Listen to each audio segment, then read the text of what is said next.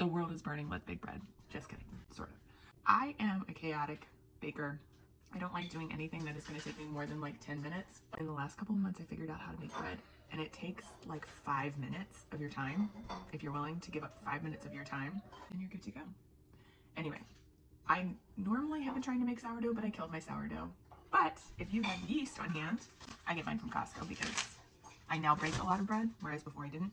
You can make this: yeast, flour, and salt and water, and that's basically it. You need a little bit of butter. My son loves homemade bread, and we don't have any, so I'm gonna take you with me. It is 8:59 a.m. Okay, it is 9 a.m. and we're gonna make bread. So I have about 4.5 teaspoons of yeast in my bowl. We have a little over 2 cups, maybe 2.25 cups of warm, not hot water. You'll be able to touch it, but it should be warm. I put that in with my yeast. Use some honey. Use about 1/4 cup.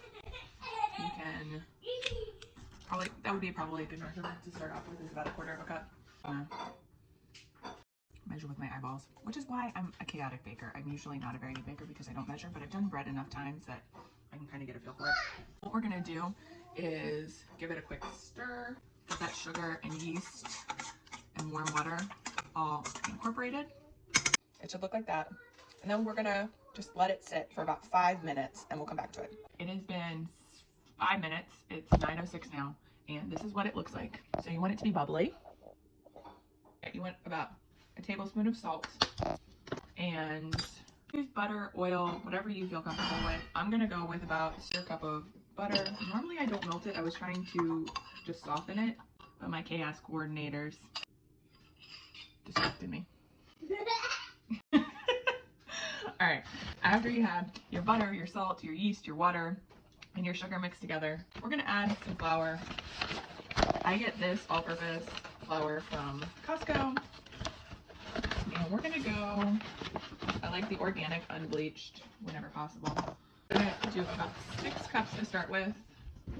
Scratch that. I'm gonna put in 4, and then I'm gonna stir it up, and then I'm gonna add the next 2 because I don't want flour to fly everywhere.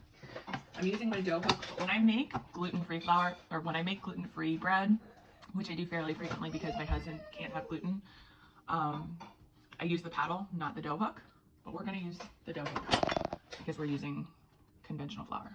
Okay, it's 9 o'clock in the morning, we're not having ice cream. So here's what it looks like right now. It's pretty mushy, does not look at all like dough. I'm gonna add my last 2 cups and see where that gets us. This should make about 2 loaves of sandwich bread. Okay, this is what it looks like right now.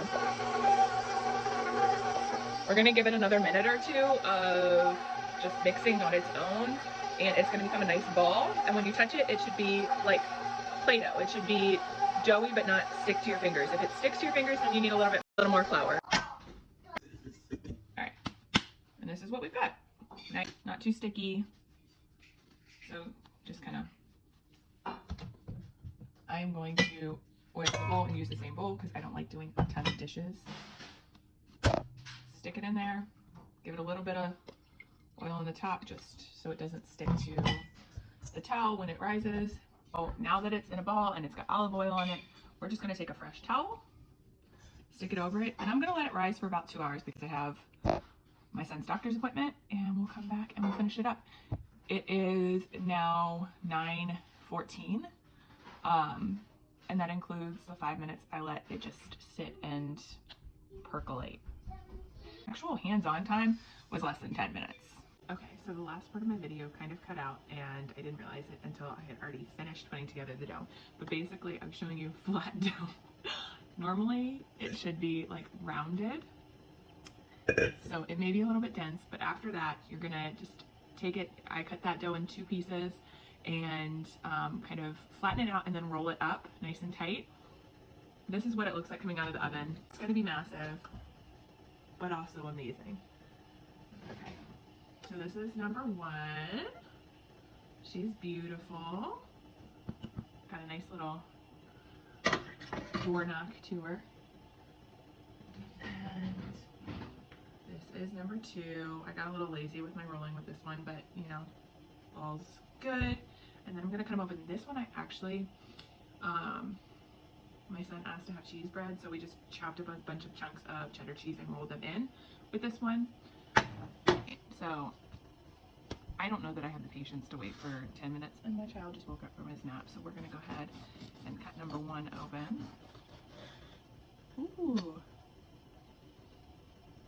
Smells really good. That's gonna be some like yummy sandwich bread. Right down the middle. Cheese. Yeah, you want more cheese on it? Yeah. Okay. All right.